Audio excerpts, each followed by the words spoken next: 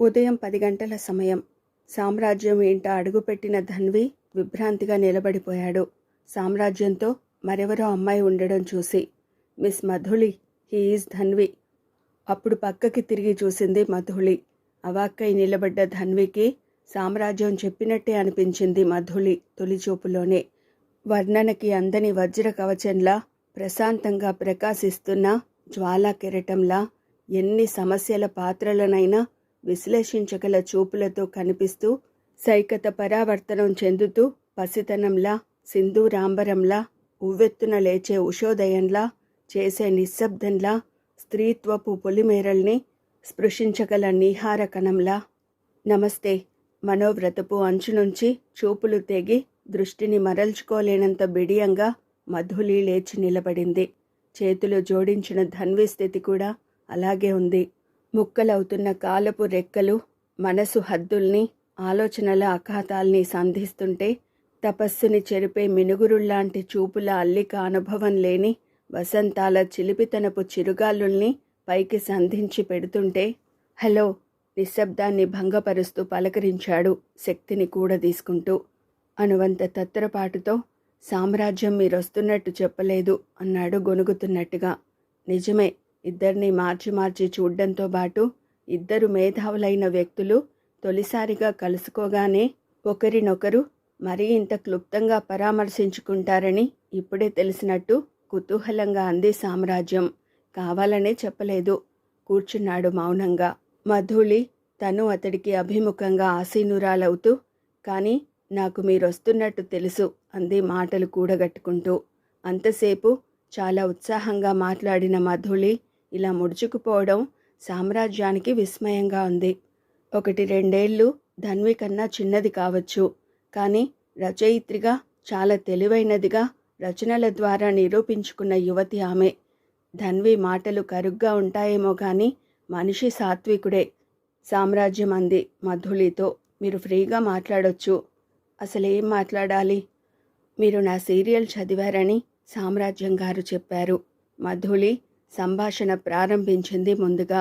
అంతకు మించి మీరు ఒరేషియన్ లీడర్ అని, మంచి విమర్శకులని అనగానే సామ్రాజ్యం తరచూ అతిశయోక్తులు మాట్లాడుతుంది చటుక్కున అన్నాడు. నేను సాహిత్యం చాలా చదివిన మాట నిజమే కానీ మీ రచనలు చదవలేదు. సామ్రాజ్యం బాగుంది అంటే నీరవం తొలి భాగం చదివాను. అంతగా నచ్చలేదనుకుంటాను కదూ అంది మధుళి. పరిచయమైన తొలి క్షణంలోనే ముక్తసరిగా ఒక్క మాటలో అనిపించింది చెప్పి బాధ పెట్టడం సమంజసంగా తోచలేదేమో. భారతదేశ భాషల్లో తెలుగు లిపికి ఉన్న ఉచ్చారణ సౌలభ్యం మరో భాషా లిపికి లేదంటాడు ప్రొఫెసర్ హాల్టన్. మధుళి విస్మయంగా తల పైకెత్తి చూసింది. క్షమించండి, నేను అభిప్రాయం చెప్పడానికి బదులు నా మేధస్సుని మీ ముందు ప్రదర్శించడానికి యత్నించడం లేదు. ధన్విలో భేషజం కన్నా నిజాయితీ కనిపించింది. నాకున్న పరిమితమైన పరిజ్ఞాన రీత్యా చెప్పాలి అంటే ఆధునిక తెలుగు సాహిత్యం మీద, మన సాంప్రదాయక సాహిత్యం కన్నా విదేశీ పాలన మూలంగా పాశ్చాత్య ప్రభావమే చాలా రకాలుగా రూపాంతరాలు చెంది ఇప్పటి నవలగా మారింది. రొమాంటినిజం, రియలిజం, నేచురలిజం, సింబాలిజం, నర్రియలిజం, ఇలా చాలా ఇజాల మాటల మధ్య నుంచి చివరికి మనోవిజ్ఞాన శాస్త్ర ప్రాతిపదికపై పాత్రల్ని సృష్టించడం దాకా వచ్చింది. క్షణమాగి, మీకు విసుగనిపిస్తే సరాసరి పాయింట్కు వచ్చేస్తాను అన్నాడు ధన్వి. నోనో, ఉద్విగ్నంగా అంది మధుళి. తెలియని విషయాలు నేర్చుకుంటాను.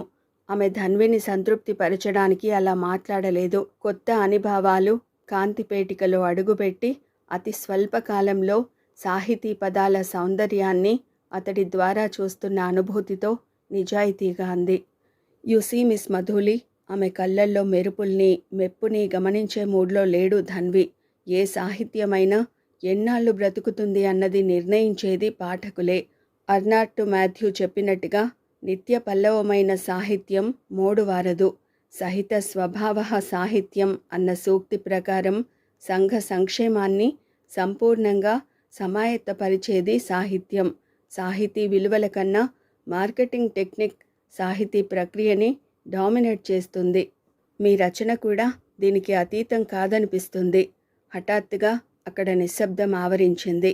మధుళికి కోపం రాలేదు. మరింత వివరంగా అతని అభిప్రాయం తెలుసుకోవాలనిపించింది. సాహిత్యానికి ముఖ్యంగా కావలసింది చదివించే గుణం. ఒప్పుకుంటారా? అడిగాడు ధన్వి. తల పంకించింది జవాబుగా. అలా చదివించడం కోసం ఓ రచయిత సెక్సుని దట్టిస్తే మరొక రచయిత అర్థం లేని పాత్రలతో హాస్యాస్పదమైన సన్నివేశాలతో పేజీల్ని నింపాలని ప్రయత్నిస్తాడు. ఇక మీ వరకు వస్తే మీరు పాఠకులకేం చెప్పాలి అన్న పాయింట్ కన్నా మీకు తెలిసిన భాషా పాండిత్యాన్ని ప్రదర్శించడం ధ్యేయంగా కనిపించింది. బస్ అంతే. చురుక్కుమన్నా తమాయించుకుంది. అసలు ఇంతవరకు ప్రశంసలే తప్ప విమర్శలు వినని మధుళికి ధన్వి విమర్శ మింగుడు పడలేదు. విమర్శిస్తాడని ముందే తెలుసు, కానీ ఇంత హీనంగా అని కాదు. మీరు మాట్లాడడం లేదు అన్నాడు ధన్వి. నేను వినాలని వచ్చాను. మధులి మొహంలో మారిన రంగుల్ని బట్టి ఆమె హర్ట్ అయినట్టు తెలిసిపోయింది సామ్రాజ్యానికి. చెప్పానుగా మిస్ మధులి, ధన్వి కాస్త కరుగ్గా చెబుతుంటాడు. No problem, I take it with grace. Madhuli statement ధన్విని ఇబ్బంది పెట్టింది. నేను చెప్పింది కేవలం నా అభిప్రాయం మాత్రమే అన్నాడు మధులి ముఖ కవలికల్ని గమనిస్తూ. అది మీరు సీరియస్గా తీసుకోవాల్సిన అవసరం లేదు. ఎదగాలనుకున్న రచయిత్రిగా నేను ఏదన్నా వినటాన్ని ఇష్టపడతాను. మధులి ఇలా అన్నది మంటతోనో లేక మనస్ఫూర్తిగానో బోధపడలేదు ధన్వికి. కొన్నింటిని యథాతథంగా అంగీకరించడంతో అనవసరమైన సమస్యల్ని తప్పించుకున్న వాళ్ళమవుతాం. మరో అస్త్రాన్ని సంధించింది. అయితే నా అభిప్రాయం మీకు రుచించనట్టేగా? ధన్వి ప్రశ్నించకుండా ఉండలేకపోయాడు. ఎందుకలా అనుకుంటున్నారు? మీరు బాధపడుతున్నట్టు తెలుస్తూనే ఉంది కాబట్టి. ఆ నిజం కూడా ధన్వి గుర్తించడం మధులికి నచ్చలేదు. బాధ సమస్యగా మారేది మరో రకంగా పరిణమించినప్పుడు. విమర్శలకి తట్టుకోలేని వాళ్ళు అల్సర్తో, అసహనం తెచ్చే బీపీతో శారీరక అనారోగ్యాన్ని పాడు చేసుకుంటుంటారు. గుడ్, నవ్వాడు ధన్వి. మీకు బయాలజీలో కూడా పరిచయం ఉందని నిరూపించుకున్నారు. మధులికి చిర్రెత్తుకొచ్చింది. మనం ఆరోగ్యాన్ని కోల్పోయేది మనం తినే ఆహారం బట్టి కాదు, మనల్ని తినే ఆలోచనల్ని బట్టి అని శాస్త్రవేత్తలు చెప్పిన విషయాన్ని మీరు కటువుగా ఎక్స్ప్రెస్ చేశారు మిస్ మధులి. వాతావరణం వేడెక్కుతున్నట్టు గమనించిన సామ్రాజ్యం జోక్యం చేసుకుంది. అక్కడికి మధులి బాధపడుతున్నట్టు నువ్వలా కమెంట్ చేయడం బాగోలేదు ధన్వి. 1000 పదాల వర్ణన కన్నా ఒక్క బొమ్మ చాలు విషయం అర్థం చేసుకోవడానికి అంటారు చైనా వాళ్ళు. ధన్వి కొటేషన్ వింటూ, ఇప్పుడు దేన్ని ఉద్దేశించి మీరు ఈ మాట అన్నారో తెలుసుకోవచ్చా అంది మధులి. మీరు ప్లెజెంట్గా లేరు అనడానికి పెద్ద వర్ణన అవసరం లేదు. మీ ముఖం చూస్తే తెలిసిపోయింది అన్నది నా తాత్పర్యం. మధులి అందానికి అతడు స్పందించాడో లేక రాయగల సమర్థత ఉన్న ఓ అమ్మాయి అపరిపక్వతగా రియాక్ట్ కావడం సబబు కాదనుకున్నాడో ధన్వికే తెలీదు. యూసీ మిస్ మధులి, సీరియస్గా అన్నాడు. నేను మీకేదో హితబోధ చేస్తున్నాను అనుకోకండి. ఎక్కడో చదివాను, 10 మందిని రచనల ద్వారా రంజింపచేయాలనుకున్న రచయితలు పచ్చగా పెరిగే చెట్లలా ఉండాలని. వర్షాలు పడుతుంటాయి, తుఫానులొస్తుంటాయి, రాళ్ల దెబ్బలు తగులుతుంటాయి, అన్నింటికీ తట్టుకోవాలి. అందమైన పళ్ళని పూలని ఇస్తూ ఉనికిని కాపాడుకోవాలి. Turn your pain into poetry.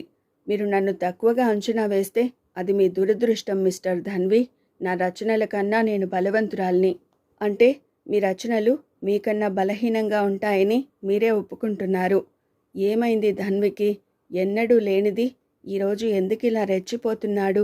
నిజానికి ధన్వి వాదులాడ్డం లేదు, ఉడికిస్తున్నట్టుగా మాట్లాడుతున్నాడు.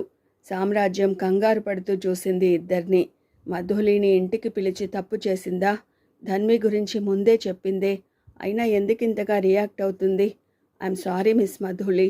సామ్రాజ్యం క్షమాపణలు చెప్పడం మరింత అవమానకరంగా అనిపించడంతో, నోనో, నేను ఫీల్ అవుతున్నానని మీరు పొరపడుతున్నారేం అంది ఓటమిని అంగీకరించలేని దానిలా. ఇది నేను పొరపడ్డమే అయితే నాకు సంతోషమే మధులి. మీకు తెలీదు, ధన్వి ఎదురుగా ఉన్నాడని కూడా ఆలోచించలేదు. ముక్తసరిగా తప్ప ఎక్కువగా మాట్లాడడం అలవాటు లేని ధన్వికి మిమ్మల్ని చూడగానే ఏమైందో. నోరు జారానని ధన్వి ముఖ కవలికల్ని గమనించేదాకా సామ్రాజ్యానికి అర్థం కాలేదు. మరో అరక్షణంలో బయటికి వెళ్ళిపోయేవాడే. సారీ అంది సామ్రాజ్యం ధన్విని సమీపిస్తూ. అనుకోకుండా స్లిప్ అయ్యాను. అయినా మొండిగా వెళ్ళేవాడే. ఎదుర్కోగలిగే శక్తి లేని వాళ్ళని విడిచిపెట్టడం బెటర్ సామ్రాజ్యం గారు. మధులి స్టేట్మెంట్ విని టక్కున ఆగిపోయిన ధన్వి ఇప్పుడు సరాసరి మధులికి అభిముఖంగా ఉన్న చైర్ని ముందుకు జరిపి మళ్ళీ కూర్చున్నాడు.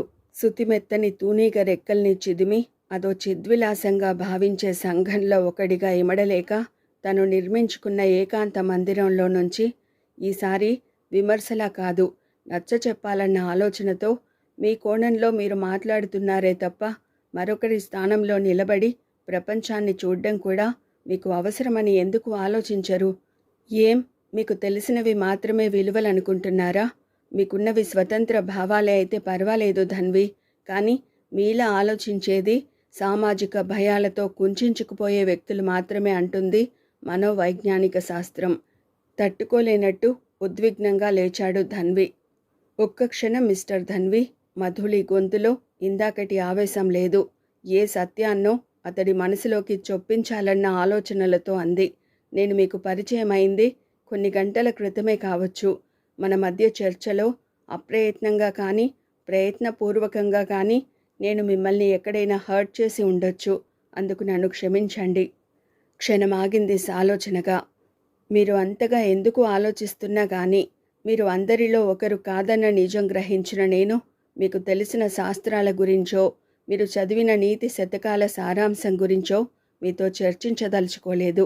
చెరిగిపోయిన నిన్నటి గురించి కానీ రూపం ఏర్పడని రేపు గురించి కానీ మీతో మాట్లాడి మనమున్న నేడులోని ఆనందం గురించి ఏకరువు పెట్టడం కూడా నా అభిమతం కాదు. మీరు అసాధారణమైన మేధావిగా అంగీకరిస్తూ మీ నుండి ఓ జవాబు తెలుసుకోవాలనుకుంటున్నాను. నిర్లిప్తంగా చూశాడు ధన్వి. ఇంతసేపు ఆమె వాగ్వివాదంలో ఆమె గురించి అతడేమనుకున్నా కానీ ఇప్పుడు ఆమె అప్రోచ్ నచ్చింది. అలా అని పెంచడానికి కారణం ఇదమిద్దంగా అతడికి తెలీదు. సంఘం గురించి, నైతిక విలువల గురించి అనుక్షణం ఆలోచించే మీరు ఓ రోజు అడవికి వెళ్ళారు. అక్కడ మీకు అనూహ్యమైన సంఘటన కంటపడింది. ఏకాగ్రతగా వింటున్నాడు ధన్వి. పాము కాటు మూలంగా ప్రాణాలు పోవడానికి సిద్ధంగా ఉన్న 3 వ్యక్తులు కనిపించారు. ఒకరు గర్భవతిగా ఉన్న ఓ యువతి, ఇంకొకరు మరో రోజు బ్రతికితే ప్రపంచంలో అసలు మరణాలే లేకుండా చేయగల గొప్ప శాస్త్రవేత్త, మరొకరు అనాథగా ఏ చెత్త కుండీలోనో మీ అమ్మగారికి దొరికి మీ ఇంటనే పెరిగిన మీ అమ్మగారికి ప్రాణం లాంటి 5 ఏళ్ల పసికందు. ముగ్గురికి బ్రతకాలనుంది. మీకేం చేయాలో పాలుపోలేదు. ఇంతలో దేవుడు మీ ముందు ప్రత్యక్షమై కేవలం ఒక్కరిని మాత్రం నువ్వు అడిగితే బ్రతికిస్తాను, చెప్పు నీకెవరు కావాలి అన్నాడు. మీకున్నది 1 నిమిషం గడువు. ఏ ఒక్కరూ నిమిషం మించి బ్రతకరు నిట్టూర్పుగా అంది. మీకున్న అవకాశం ఎవరో ఒకరిని మాత్రమే కాపాడుకోవడం. మీకు అందరి మీద సానుభూతి ఉండొచ్చు, కానీ బ్రతికించగలిగేది ఒక్కరినే. అది నిమిషం గడువులో. సామ్రాజ్యం విభ్రమంగా చూస్తోంది. మీరు ఎవరిని కాపాడుతారు? ఆలోచించి చెప్పండి. ఇప్పుడే చెప్పాల్సిన అవసరం లేదు. రేపు సాయంకాలం 5 గంటలకి మనం ఇక్కడే కలుస్తున్నాం. హిపోక్రసీ లేని వ్యక్తిగా మీరు జవాబు చెబుతారన్న నమ్మకంతో వెళుతున్నాను. ఆ తర్వాత మధులి అక్కడ నిలబడలేదు. అవసరమైన సంచలనం సృష్టించినట్లు సామ్రాజ్యం ధన్వి చూస్తుండగానే వెళ్ళిపోయింది. హఠాత్తుగా అక్కడ నిశ్శబ్దం ఆవరించుకుంది. ఏం జరిగింది ఇంతసేపు? సామ్రాజ్యం ఆలోచిస్తున్నది. ఒక తుఫాను తర్వాత ప్రశాంతత కాదది. మయ సృష్టి లాంటి చిత్రమైన భ్రాంతిలా, ఇంకా రాయని ఏ గ్రంథానికో ముందే రాసిన పీఠికలా, స్వప్నాల పేటికలా, సరాగాల సంచికలా, రసప్లావిత శిల్ప సంచికలా, అల్లరితో మొదలై అలజడిగా రూపాంతరం చెంది అక్కడే ఆగిన జడిలా, బడిలా, గుడిలా అనిపించిన మధుళి వెళ్ళినా గాని ఇంకా అక్కడే ఉన్నట్టుగా ఉంది. తేరుకున్న సామ్రాజ్యం 1/2 నిమిషం తర్వాత ధన్విని చూసింది. ఇందాక మధులి అడిగిన ప్రశ్న గురించి ఆలోచిస్తున్నాడో లేక శూన్య హృదయంలో ఒలికిన ఒయాసిస్సు కార్యపు కొసమెరుపుని ఊహించాలని ప్రయత్నిస్తున్నాడో సామ్రాజ్యానికి తెలీదు. కానీ ధన్విలో మార్పు కనిపించింది. అది ఆమె ఇప్పటిదాకా చూడనిది, ఆమె ఊహకందనిది. అయితే ఎవరికీ అందనివాడు అనిపించిన ధన్వి స్పందన కలవాడు అన్న నిర్ధారణకి వచ్చింది సామ్రాజ్యం ఆ క్షణంలోనే. ఐఎమ్ సారీ మిస్టర్ రాఘవరావు, ఖంగుమంది సెల్ఫోన్లో మాట్లాడుతున్న డాక్టర్ శరత్ చంద్ర కంఠం. నేను నా నిర్ణయానికి కట్టుబడి ఉంటాను. తెరుచుకున్న పాలనేత్రంలా సూర్యుడి వేడి సెగలు నగరాన్ని వజ్రనేత్రాల్లా వేటాడి మండిస్తుంటే సెంట్రల్ ఎయిర్ కండిషన్ బిల్డింగ్లో అటూ ఇటూ పచార్లు చేస్తున్నాడు డాక్టర్ శరత్ చంద్ర. డబ్బుకి లోటు లేని వ్యక్తిగా, వ్యవస్థకి ఉపయోగపడాలనుకున్న విద్యావేత్తగా బాధ్యత తీసుకుని ఇప్పుడు అజ్ఞానుల అధీనంలోకి వెళ్ళడం సముచితంగా అనిపించక, దయించి ఇక నన్ను కాంటాక్ట్ చేయకండి అన్నాడు ఫోన్ పెట్టేయబోతూ. ఇది చాలా చిన్న విషయం సార్, దీనికింత రాద్ధాంతం చేయడం బాగులేదు. రాఘవరావు నచ్చచెబుతుంటే అసలు తట్టుకోలేకపోయాడాయన. అవసరం లేకపోయినా ఆత్మవంచన చేసుకోవడం రాజకీయాల్లో సహజం కావచ్చు రాఘవరావు. మొన్నెప్పుడో ధన్వి అన్న మాటలు గుర్తుకొచ్చాయేమో, కానీ నేను నిన్న మొన్నటిదాకా విద్యార్థుల్ని తీర్చిదిద్ది నా వంతు కృషిగా ఈ దేశానికి ఎందరో ఇంజనీర్లని అందించిన అధ్యాపక వృత్తి నుంచి వచ్చిన వాణ్ణి. పొజిషన్ కోసం, పరపతి కోసం ఒక మేధావిని అసమర్థుడిగా నిర్ణయించి మీ ప్రపోజల్ మీద సంతకం చేయలేను. అందుకే కమిటీ నుంచి రాజీనామా చేశాను. మా మావయ్య గారు మిమ్మల్ని ఒకసారి మాట్లాడమన్నారు. మంత్రిగారి గురించి గుర్తు చేశాడు రాఘవరావు. ఈ విషయంలో ఇక నేను చర్చించేది ఏమీ లేదు మిస్టర్ రాఘవరావు. మీ ఇష్టం వచ్చినట్టు మీ నిర్ణయాలు తీసుకోవడానికి అవకాశం ఇస్తూ పక్కకి జరిగిపోయిన నన్ను ఆ ఊబిలోకి లాక్కండి. అది కాదు సార్, ఆ రోజు ఇంటర్వ్యూ చేసిన యువకుల్లో చాలామంది టాలెంటెడ్ పీపుల్ ఉన్నారుగా. సారీ, మరోసారి ఖండితంగా అన్నాడు డాక్టర్ శరత్ చంద్ర. మేధస్సుని జడ్జ్ చేయడంలో నేను మీకన్నా బలవంతుణ్ణి. He is unique. అతడితో మరో క్యాండిడేట్ని మీరు కంపేర్ చేయలేరు. చాలా కాలం తర్వాత నన్ను అమితంగా ఇంప్రెస్ చేసిన వ్యక్తి మిస్టర్ ధన్వి. అదిగో సరిగ్గా అప్పుడు ఇంటిలో అడుగు పెట్టిన మధుళి ఉలికిపాటుగా ఆగింది. అప్పటికే ఫోన్ పెట్టేసిన తండ్రిని సమీపించింది. ధన్వి అంటే అరుదైన పేరది. మరో వ్యక్తి అయ్యే అవకాశం లేదు. అది కాదు, ఎప్పుడూ ప్రశాంతంగా కనిపించే తండ్రి ముఖ కవలికల్లో ఆందోళన స్పష్టమవుతుంటే అడగకుండా ఉండలేకపోయింది. ఏమైంది డాడీ? కూతుర్ని స్నేహితురాలిగా భావించే డాక్టర్ శరత్ చంద్ర ప్రొఫెసర్గా పదవీ విరమణ చేసినప్పుడు తప్ప ఆ తర్వాత సర్వీస్ కమిషన్ మెంబర్గా నామినేట్ చేయబడ్డాక తన ప్రొఫెషన్కి సంబంధించి మాట్లాడలేదు ఏ రోజు కూడా. అలాంటివి మాట్లాడడం ఇష్టపడడు కూడా. కానీ మనసు పంచుకోవడానికి కూతురు తప్ప మరెవరూ లేని వ్యక్తిగా ఆలోచనల్ని దాచుకోలేకపోయాడు. అడ్జస్ట్ కాలేకపోయానమ్మా. ఏదన్నా వ్యాపకం ఉంటే బాగుంటుందని ప్రభుత్వం ఇచ్చిన అవకాశాన్ని ఓకే అన్నాను, కానీ అక్కడ కాలుష్యం భరించలేకపోయాను. అందుకే రాజీనామా చేసి ఇక నుంచి రిలాక్స్ కావాలనుకుంటున్నాను. ధన్వి గురించి డైరెక్ట్గా అడగలేకపోయింది.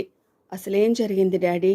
ఓ సమర్థుడైన యువకుడికి నా సమక్షంలోనే అన్యాయం జరిగిపోయింది. అతని తప్పు నిజాయితీగా మాట్లాడడం, మనుషుల్లో పేరుకుపోయిన అవినీతిని తూర్పారబట్టడం. అంతే. మిగతా మెంబర్స్ అతన్ని విప్లవకారుడిగా భావించి రిజెక్ట్ చేశారు. బడలికగా కళ్ళు మూసుకున్నాడాయన. Bloody Hippocrates. వాళ్లతో నన్ను చేతులు కలపమంటారు. మధులికి అర్థమైపోయింది. డాడీ మాట్లాడుతున్నది ఆ ధన్వి గురించే. కొన్ని క్షణాల క్రితం తనను మాటలతో ఆందోళనపరిచి ఏమిటి మనిషి అనిపించుకున్న ఆ యువకుడే మరోచోట తనకు తోచిన రీతిలో ప్రవర్తించి ఒక గొప్ప అవకాశం చేజార్చుకున్నాడు. ఇంకా అతడి ఆరని స్మృతిలో అలవోకగా కదులుతున్న ధన్వి చురుకైన కళ్ళని, తూణీరాళ్లా అతడు సంధించిన వాక్యాల్ని మననం చేసుకుంటూ, ఆ క్యాండిడేట్ అంత తెలివైన వాడా డాడీ? ఆయన నోటి నుంచి మరింత వివరంగా తెలుసుకోవాలన్నట్లుగా అడిగింది మధుళి. ధన్వి ఎవరైతేనేం, ఎక్కడి వాడైతేనేం, కలం మేధస్సు నుంచి పెరిగిన ఖడ్గమై అసదృశ్యమైన ఆర్గ్యుమెంట్తో అందర్నీ కలవరపరిచాడు. ధన్వి అందమైన ఒక అనుభూతిలా అన్నారాయన. A real genius. పుస్తక పరిజ్ఞానమే కాక ప్రపంచ జ్ఞానం కూడా సమపాళ్లలో ఉన్న యువకుడు. జ్ఞానం, విజ్ఞానం, ఆలోచన, ఆవేశం అన్నీ ఒకే వ్యక్తిలో చూడగలగడం ఒక అరుదైన అనుభవం మధుళి. ఎస్, ధన్వి ఇప్పటి యువతరానికి అతీతుడు. అతడు దేశభక్తి గురించి మాట్లాడలేదమ్మా, కానీ ఈ దేశం ఎలా ఉండకూడదో తెలియజెప్పాడు. విప్లవకారుడు కాదు, కానీ దిగజారిపోతున్న విలువల గురించి ఆవేశంగా మాట్లాడాడు. తుఫానులా అనిపించాడు, కానీ దారి తప్పుతున్న జీవిత విలువల గురించి తపనతో స్పందించాడు. మధుళి వింటోంది మౌనంగా. ఏ రోజు ఏ విషయంలోనూ ఇంత ఆర్తిని ప్రదర్శించని డాడీని ధన్వి ఇంతగా ఆకట్టుకున్నాడా? మరి తన ముందు ఆట పట్టించిన అల్లరి పిల్లాడిలా వెంటపడి వేధించినట్టు అనిపించాడే. ఎందుకో ధన్వి గురించి డాడీ మాట్లాడుతుంటే ఎంతసేపైనా వినాలనిపిస్తోంది. అది కాదు డాడీ, ఇంటర్వ్యూ కమిటీలో ఉన్న 5 మెంబర్లని ప్లీజ్ చేయలేని ధన్వి రేపు ఏ అసిస్టెంట్ కలెక్టరో అయితే లక్షల మంది సమస్యలని ఎలా పరిష్కరించగలడని ఋషిలా నవ్వాడాయన. 3 పదుల వయసు దాటని వివేకానందుడు ఉత్తర అమెరికాలో ఏం సాధిస్తాడని అందరూ అనుకున్నారమ్మా. కానీ భారతదేశ సనాతన సంస్కృతిని మెరికల్లాంటి పదాలతో అమెరికన్ల మెదళ్లలో ఇంజెక్ట్ చేశాడు. కానీ విషయం చెప్పడంలో వివేకానందుడు అంత కాఠిన్యాన్ని ప్రదర్శించేవాడా డాడీ? Why not? ఉద్విగ్నంగా అన్నారాయన. మీ దేశంలో మగాళ్ల శారీరక వాంఛల్ని తీర్చడానికి వేశ్యలనే ఓ జాతి ఉందట, నిజమా అని కొందరు అమెరికన్లు ఎగతాళిగా అడిగితే ఏమని జవాబు చెప్పాడో తెలుసా Madhuli? A country without prostitutes is country with prostitutes అన్నాడు. కాఠిన్యం అనే పదానికి అంతకు మించిన నిర్వచనం ఏముంటుంది? నిశ్శబ్దంగా ఉండిపోయింది మధుళి. అది కొంతసేపే. తండ్రికి తెలిసిన ధన్వి గురించి కాక తనకు పరిచయమైన ధన్వి విషయంలో మరేదో తెలుసుకోవాలనుకుంటూ అంది. తన చుట్టూ ఉన్న మనుషుల్ని సంస్కరించాలనుకునే వివేకానందుడికి మనుషుల మధ్య మనిషిగా బ్రతకాల్సిన ధన్వికి తేడా ఉంది డాడీ. లేదమ్మా, ఇద్దరి ఫిలాసఫీ ఒకటే. జీవిత విధానం వేరు కావచ్చు, కాస్ట్యూమ్స్ వేరు కావచ్చు, కానీ కమిట్మెంట్ ఒకటే. ధన్విని ఆ స్థాయిలో ఆలోచిస్తున్న డాడీని ఎలా కన్విన్స్ చేయాలో ఆమెకు అర్థం కాలేదు. డాడీ కానీ తను కానీ పరిచయమైన చాలా స్వల్ప వ్యవధిలో ధన్వి మూలంగా ప్రభావితమైన వ్యక్తులే. అంటే ఆలోచించగల 2 వ్యక్తుల్ని ధన్వి ఆకట్టుకున్నట్టేగా. డాడీని ఇంతగా ఆకట్టుకున్న ధన్వి గురించి హీనంగా మాట్లాడి మనోవిశ్లేషణ పేరిట మాటలతో అల్లరి పెట్టడమే కాక అతడిలో ఏ లోపమో ఎత్తి చూపెట్టాలని ఓ ప్రశ్న ఇచ్చి అతడి జవాబు నుంచే అతడేమిటో తెలియచెప్పాలనుకున్నది. అనాలోచితంగా తను అతడి బాధ్యతని తీసుకోవాలనుకుందా, లేక అది అతన్నింకా తెలుసుకోవాలన్న ప్రయత్నమా? అది కాని నాడు తన పరోక్షంలో కూడా తన గురించి ధన్వి ఆలోచిస్తూ ఉండాలని చేసిన చిలిపి కోరికో ఆమెకు అర్థం కాలేదు. ఏది ఏమైనా కానీ అసహనపు మండుటెండలో నిలబడినట్టు హడావుడి చేసిన ధన్వి ఇప్పుడు మనసు కాగితంపై ఒలికిన సిరాగా మారి తడారిపోని ఏ నీలి సిరానో ఎడారిలో ఒయాసిస్సుగా అనిపిస్తుంటే అతడి రూపాన్ని గుర్తు చేసుకుంది. ధన్వి పేరు గల ఓ యువకుడు గుండె గోడలపై చేస్తున్న ధ్వనికి అర్థమేమిటో తెలియక అతడి గురించి ఆలోచనల్లో మునిగిపోయింది చాలాసేపటిదాకా. రచయిత్రిగా ఎదుగుతున్నా గాని ఆమె కూడా ఆడపిల్లే. ఆమె జీవితంలో ఓ మగాడి గురించి ఇలా ఆలోచించడం తొలిసారి. ఆమె ఆ ఒక్కటి తెలుసుకోగలిగింది. సరిగ్గా ఇదే సమయానికి